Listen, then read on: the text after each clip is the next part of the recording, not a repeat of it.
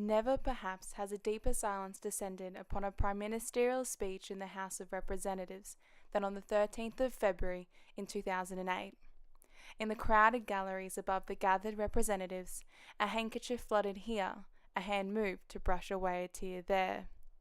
In a move that defied years of resistance by the former coalition government, Kevin Rudd delivered a speech that many had been waiting a lifetime to hear. For the pain, suffering and hurt of these stolen generations, their descendants and for their families left behind, we say sorry. To the mothers and the fathers, the brothers and the sisters, for the breaking up of families and communities, we say sorry. Here was the word used twice in 2 quick sentences by Prime Minister Kevin Rudd that everyone in those ranked, packed galleries had come far and wide for. Sorry. There was quite audibly a sigh of relief, followed by an exhilarated cheer. That same release, the hope of an expulsion really of a national burden, could be felt right across the country.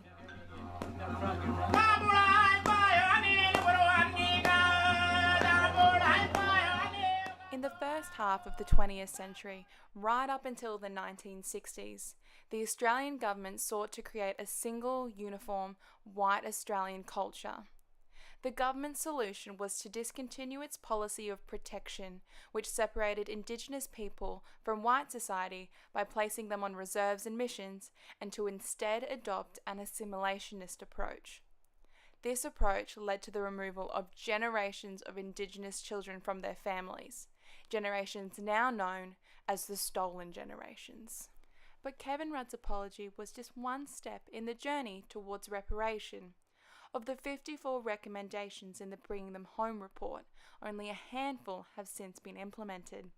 There is still unresolved grief, trauma, and loss to be addressed, further compensation to be paid, and now 10 years on, many fear a new generation is at risk. The number of Indigenous children in out-of-home care has doubled in the decade since the National Apology, according to figures released by the Productivity Commission. The rate at which Indigenous children were removed from their families increased by 80% between 2008 and 2017.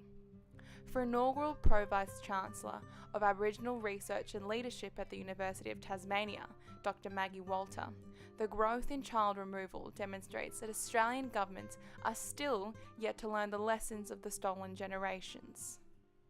I don't think our kids or our communities can have a different future unless there's major change in the way this society positions Aboriginal people, allows Aboriginal people to participate, recognises the validity that this is an Aboriginal country and that it is an Aboriginal nation. That doesn't mean that there should be no white people here, but I really think that some of it is unresolved from that point of view. This unresolved tension, as Dr. Walter sees it, stems from years of isolation from contributing to Indigenous policy.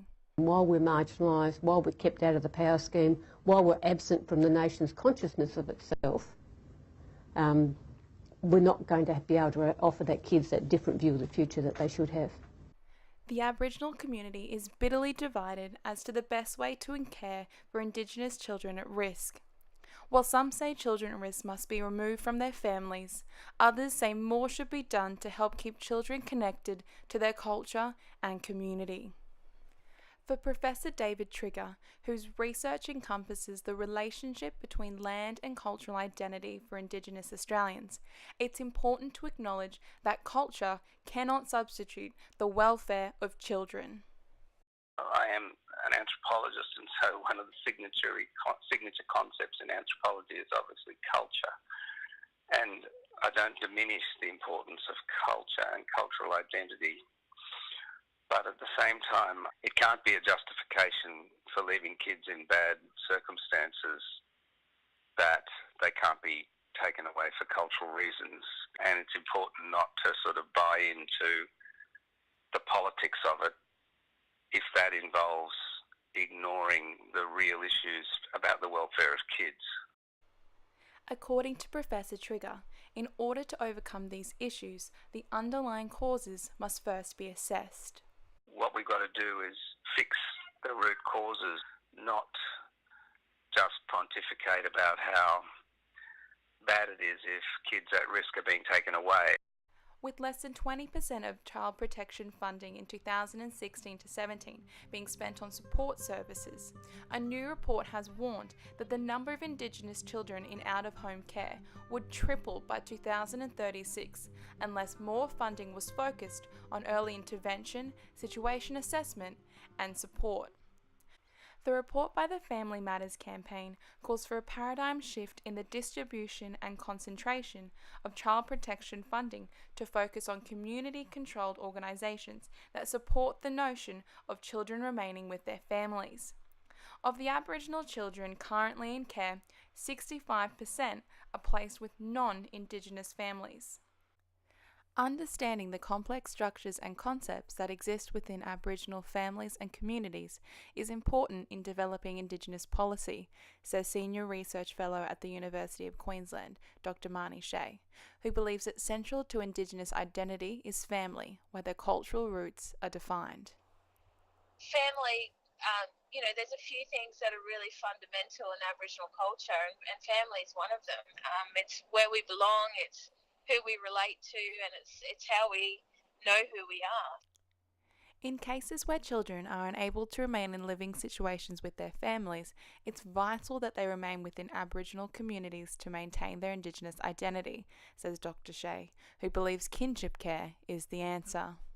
It's based around identity, so that young people, Aboriginal and Torres Strait Islander young people that are removed from their families, have that that connection to their family, to their identities, to their language, to their country.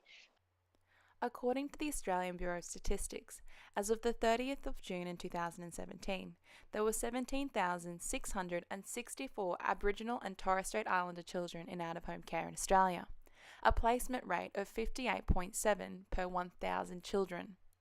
In contrast, the rate for non-Indigenous children was 5.8 per 1,000.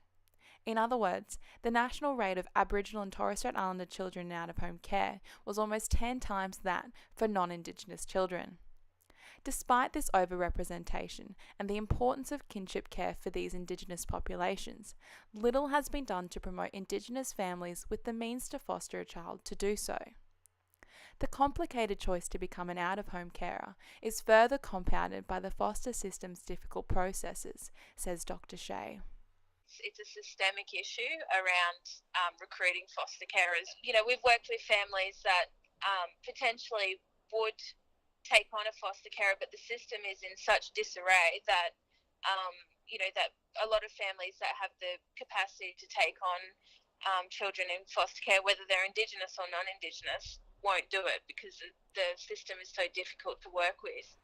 The proportion of children placed in accordance with the Aboriginal Child Placement Principle, which states that children must be housed with Indigenous family members, other kin, or with an Indigenous foster carer, has decreased from 74% to 65% in the decade since the Closing the Gap campaign was first established. The Aboriginal and Torres Strait Islander Child Placement Principle was created to reduce rates of child removal, enhance child community connection, and preserve cultural identity. Some children are prevented from being placed in accordance with the principle due to implementation barriers such as shortage of Indigenous foster and kinship carers, poor identification and assessment of carers, and deficiency in the provision of cultural care and connection to culture and community.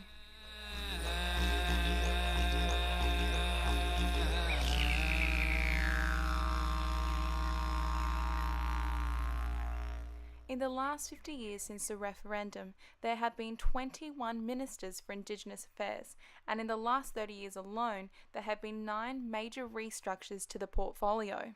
The continual churn and restructuring around Indigenous policy has created uncertainty and confusion for communities and service providers, and has undermined the effectiveness of service provisions extending beyond the political implications of out-of-home care.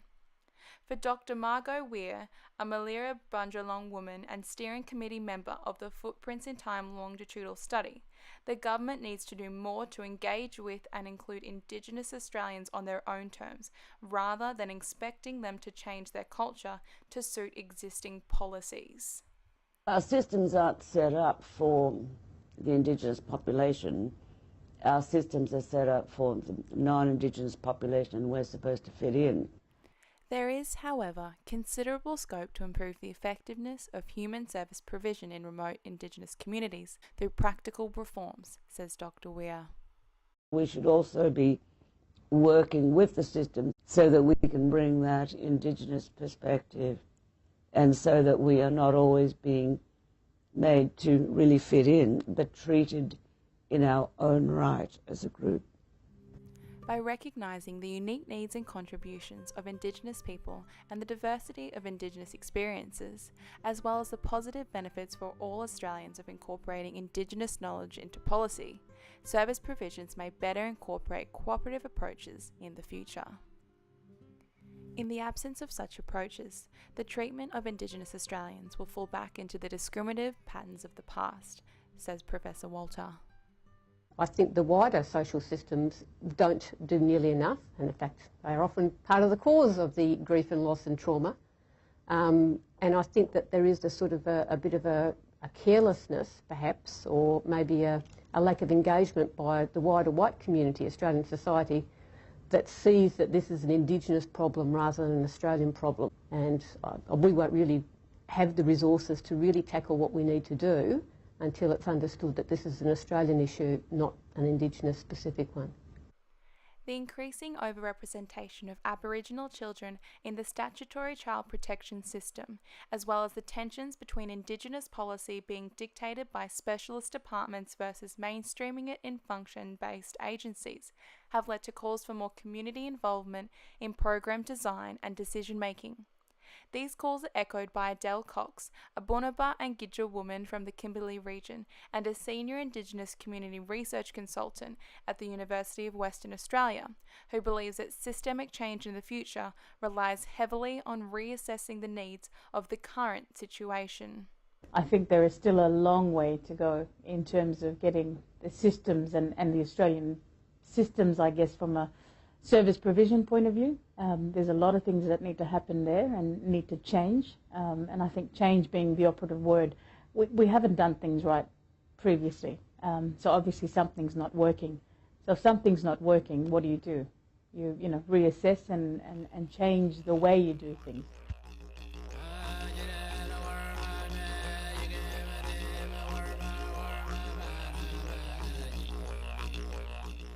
The inconsistent involvement of and support for Indigenous people and organisations in child protection decision-making, deficiencies in the provision of cultural care and connection to culture and community, and the systemic issues affecting the operation of Aboriginal childcare agencies were all topics of political contention following the release of the Closing the Gap Strategy Review.